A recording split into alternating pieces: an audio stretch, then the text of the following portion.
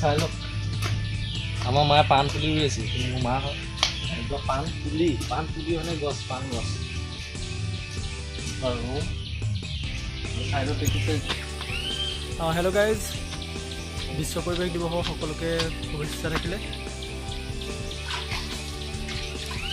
আজিৰ দিনটোত যিহেতু এটা নিয়ম থাকে যে আজি গছ পুলি ৰুব লাগে তো এইটো নিয়ম কৰিলোঁ এইটো চব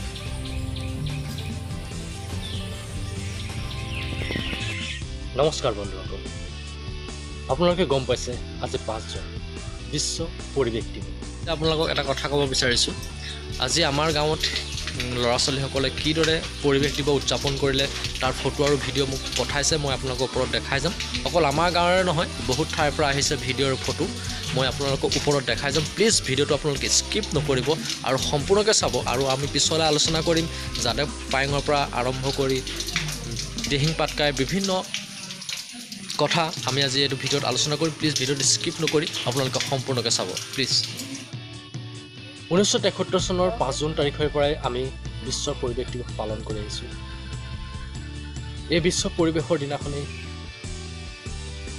বিশ্বৰ প্ৰত্যেকজন নাগৰিকে গছপুলি ৰোপণ কৰে আৰু পৰিৱেশ দিৱস হিচাপে পালন কৰি আহিছে বিশ্বৰ পৰিৱেশ দিৱস 5 জুন তাৰিখে প্ৰতি বছৰে গোটেই বিশ্বত পালন কৰা হয় ইয়াৰ মূল লক্ষ্য হৈছে বিশ্ববাসীক পৰিৱেশৰ প্ৰতি সজাগ কৰি তোলা যাতে সকলো মানুহে পৰিৱেশ সংৰক্ষণ কৰি পৃথিৱীক সুস্থিৰ কৰি ৰাখে এই দিৱস পোনপ্ৰথমে পালন কৰা হৈছিল 1973 চনৰ 5 জুন তাৰিখে ইয়াৰ পিছত গোটেই বিশ্বত পালন কৰা হয় এতিয়া আমি নিজৰ স্বাৰ্থৰ কাৰণে আমি কি কৰিছোঁ প্ৰকৃতিক ধ্বংস কৰিছোঁ বিনষ্ট কৰিছোঁ আৰু আমি প্ৰকৃতিক সুৰক্ষিত কৰিব বিচৰা নাই আমি নিজৰ স্বাৰ্থৰ কাৰণে আৰু নিজৰ স্বাৰ্থৰ আগত ৰাখি আজিকালি টকা পইচাৰ লোভত মানুহে প্ৰকৃতিক শেষ কৰিছে গছ বন কাটি ধ্বংস কৰি দিছে পাহাৰৰ খনন কাৰ্য কৰিছে এতিয়া দিহিং পাটকাইত কেন্দ্ৰীয় চৰকাৰে কয়লা খননৰ অনুমতি দিছে এইটো জানে কিমান এটা ডাঙৰ কাম কৰিছে প্ৰকৃতি ধ্বংস কৰিলে কিন্তু মানৱ জাতি কেতিয়াও জীয়াই থাকিব নোৱাৰে আপোনালোকে জানেনে দিহিং পাটকাই বৰ্ষাৰণ্য অসমৰ একমাত্ৰ বৰ্ষাৰণ্য দিহিং পাটকাই উজনি অসমৰ ডিব্ৰুগড় আৰু তিনিচুকীয়া জিলাৰ মাজত অৱস্থিত বৰ্ষাৰণ্যখন সংৰক্ষিত হৈছিল 2004 চনৰ 12 ফেব্ৰুৱাৰীত এতিয়া বৰ্ষাৰণ্য মানে কি বৰ্ষাৰণ্য এনে এক বনাঞ্চল য'ত নেকি বছৰৰ 160 ইঞ্চি বৰষুণ দিয়ে আৰু বছৰৰ 12 মাহৰ 9 মাহে তাত বৰষুণ দিয়ে এতিয়া ভাবিছক প্ৰকৃতিয়ে নিজকে ভাৰসাম্য বজাই ৰাখিবৰ কাৰণে নিজে নিজে বৰষুণৰ সৃষ্টি কৰে আজি সেই বৰ্ষাৰণ্য সেই দিহিং পাটকাইত কি হৈছে মুক্ত কয়লা খননৰ কাৰণে অৰ্ডাৰ দিছে কেন্দ্ৰীয় চৰকাৰ এইটো সঁচাকৈ গৰিহণাযোগ্য আমি চৰকাৰক এটাই ৰিকুৱেষ্ট কৰিছোঁ তাত কয়লা খনন বন্ধ কৰক নিজৰ স্বাৰ্থৰ বাবে আমি কেতিয়াও প্ৰকৃতিক ধ্বংস কৰিব নালাগে প্ৰকৃতিক বচাই ৰখাটো প্ৰত্যেকজন নাগৰিকৰ দায়িত্ব আৰু প্ৰকৃতি থাকিলেহে আমি জীয়াই থাকিব পাৰিম আৰু ভৱিষ্যত প্ৰজন্মৰ জীয়াই ৰখাৰ দায়িত্ব আমাৰে যদি আমি এতিয়াই প্ৰকৃতিক ধ্বংস কৰি যাওঁ তেন্তে ভৱিষ্যত প্ৰজন্ম কি হ'ব পাৰে আমি ভৱিষ্যত প্ৰজন্মৰ কাৰণে একো কৰিব নোৱাৰিম যদি প্ৰকৃতিক আমি শেষ কৰি দিব বিচাৰিছোঁ আমি প্ৰকৃতিক ধ্বংস কৰা বন্ধ কৰক পৰিৱেশক সুৰক্ষিত কৰক ভৱিষ্যত প্ৰজন্মক আহিবলগীয়া প্ৰজন্ম যাতে আহিবলগীয়া ভৱিষ্যত সুৰক্ষিত হৈ থাকে মই তাৰে কামনা কৰিছোঁ প্লিজ ছেভ দিহিং পাটকাই আৰু যি কয়লা খনন দিছে সেই কয়লা খননৰ আপোনালোকে বন্ধ কৰক এয়া আমি অসমবাসীৰ ফালৰ পৰা আপোনালোকক অনুৰোধ কৰিছোঁ আজি 5 জুন তাৰিখে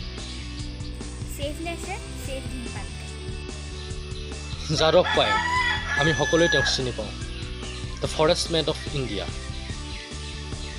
তেওঁ যিখন কাঠনিবাৰী তেওঁ নিক নেম মোনাই কাঠনিবাৰী হিচাপে তেওঁ জনা পোৱা যায় সেই কাঠনিবাৰীখনত বহুতো ঢেকীয়াপতীয়া বাঘ এশিঙীয়া গড় 100ৰো অধিক হৰিণা শহাপহু বান্দৰ অনেক প্ৰজাতিৰ চৰাই আছে তাত থকা কেইবা হাজাৰো গছৰ ভিতৰত শিমলু বাঁহ ডিমৰু অৰ্জুন বগৰী গমাৰি সোণাৰু কৃষ্ণচূড়া চেগুন আদিয়ে প্ৰধান প্ৰায় 550 হেক্টৰ মাটিত বাঁহ গছি আছে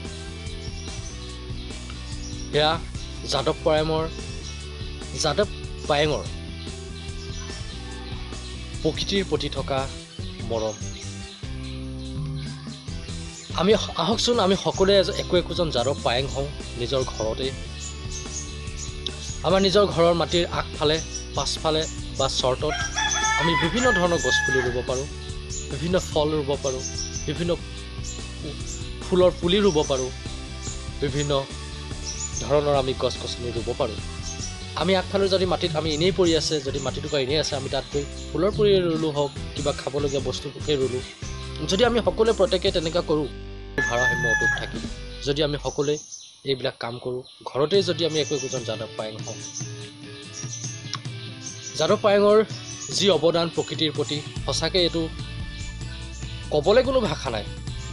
তেওঁক 2015 চনত 26 জানুৱাৰীৰ দিনা ভাৰত চৰকাৰে পদ্মশ্ৰী বঁটাৰে সন্মানিত কৰিছে।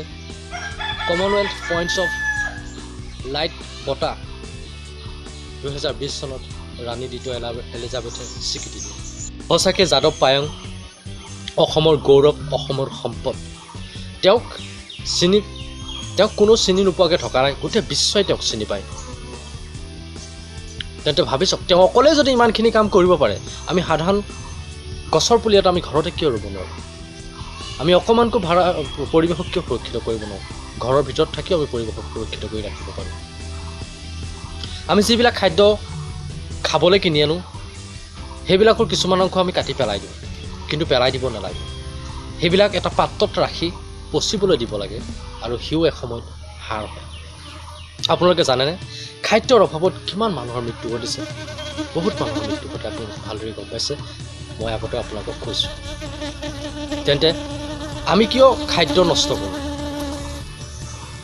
আমি যিমান পৰিমাণে আমি খাদ্য খাওঁ, সিমান পৰিমাণে আমি ল'ব লাগে। কাৰণ পৃথিৱীখনত দুখীয়া মানুহৰ অভাৱ বহুত বেছি। অকল আমি 5 জুন তাৰিখেহে কি পৰিৱেশ দিৱস পালন কৰিব লাগে নেকি? অকল এইটো কথা নহয় যে 5 জুন তাৰিখে আমি পৰিৱেশ দিৱস পালন কৰিব লাগে বা প্ৰত্যেকে একোটা গছপুলি ৰুব লাগে, এইটো কথা নহয়। আমি পৰিৱেশ দিৱস প্ৰত্যেক দিনাই পালন কৰিব পাৰোঁ। অকল 5 জুনলৈ আশা নকৰি, কোনোবা এটা দিন ধাৰ্য নকৰি, আমি যদি প্ৰত্যেক দিনাই নহ'লেও যদি আমি 2-3 দিনৰ মূৰে ঘৰতে বা বেলেগ ঠাইতো যদি আমি গছপুলি ৰোপণ কৰোঁ, তেন্তে ভাবি চাওকচোন প্ৰকৃতিখন কিমান ধুনীয়া হ'ব, কিমান চিৰসেউজীয়া হ'ব, কিমান আমাৰ উপকাৰ হ'ব, প্ৰকৃতিয়ে আমাক কিমান উপকাৰ কৰিব। এবাৰ ভাবি চাবচোন, প্ৰকৃতিৰ নিজৰ ভাৰসাম্য নিজে সুন্দৰকৈ বজাই ৰাখিব পাৰিব, যদিহে আমি প্ৰকৃতিখনক আমি যদি আদৰ যত্ন কৰোঁ। আমি কি কৰিব লাগে, যদি আমাৰ ঘৰতে এনেই পৰি থকা মাটি আছে বা আগফাল বা পাছফালে, তেন্তে আমি সেই মাটিখিনি আমি এনেই পেলাই থ'ব নালাগে। সৰু সুৰা বাগিচা আমি সেই মাটিখিনিত বনাব পাৰোঁ। এই বাগিচাত আমি ফুলৰ পৰা আদি কৰি ফল মূল, মছলাজাতীয় গছ লগাব পাৰোঁ। এই বাগিচাই পৰিৱেশ সৃষ্টি কৰাৰ লগতে খাদ্য প্ৰদান কৰিব আমাক। আমি দৈনিক দিনে বজাৰৰ পৰা চব্জি কিনি আনো আৰু তাৰ পৰা খাদ্য বনাওঁ। খাদ্য বনাওঁতে অযথা আমি বহুত নষ্ট কৰোঁ বা অলাগতিয়াল অংশখিনি ঘৰৰ নৰ্দমাত পেলাই দিওঁ। কিন্তু আমি তাকেই নকৰি পেলনীয়া বস্তুখিনি গোটাই এটা পাত্ৰত জমা কৰি ৰাখিব পাৰোঁ। এটা সময়ত পচিব আৰু এইখিনি উত্তম সাৰ হিচাপে বাগিচাত ব্যৱহাৰ কৰিব পাৰোঁ। এইখিনি কৰিলে পৰিৱেশ দূষিত কৰাৰ পৰা বিৰত ৰাখিও পৰিৱেশৰ জৈৱিক কৰি তুলিব পাৰোঁ। নিতৌ বজাৰ কৰিবলৈ যাওঁতে পৰাপক্ষত আমি মোনা লৈ যাব লাগে আৰু প্লাষ্টিক বস্তুৰ ব্যৱহাৰ কমাই দিব লাগে। যিহেতুকে আপোনালোকে জানে যে এই প্লাষ্টিক জাতীয় সামগ্ৰীবোৰ মাটিৰ লগত পচি নাযায়, আৰু তেনেস্থলত আমি কি কৰিম, তেতিয়া আমাৰ মাটিটো দূষিত নহয়, মাটিটো আমাৰ তেতিয়া সুন্দৰ হৈ থাকিব, মাটিও আমাক সুন্দৰভাৱে সাৰ দিব। যেতিয়া আমি যিকোনো গছপুলি ৰুম, তেতিয়া অতি ধুনীয়াকৈ সেই গছপুলিটো ডাঙৰ দীঘল হ'ব। আশা কৰোঁ প্ৰত্যেকেই অকল 5 জুনতেই নহয়, অন্য দিনতো আপোনালোকে একোটা গছপুলি ৰুব। যদিহে আপোনালোকৰ নিজৰ মাটি বা জেগা আছে, ঠাই আছে, অন্য ঠাইতো ৰুব পাৰিব। এনে কৰিলে আমি প্ৰকৃতিখনক সুন্দৰ কৰি ৰাখিব পাৰিম, আৰু প্ৰকৃতিৰ পৰা আমি যি উপকাৰ পাই আছোঁ, সেই উপকাৰ আমি সুন্দৰকৈ পাই থাকিম। আশা কৰোঁ প্ৰত্যেকেই এসপ্তাহৰ মূৰত হ'লেও বা 2-3 দিনৰ মূৰত হ'লেও একোটা গছপুলি ৰুব।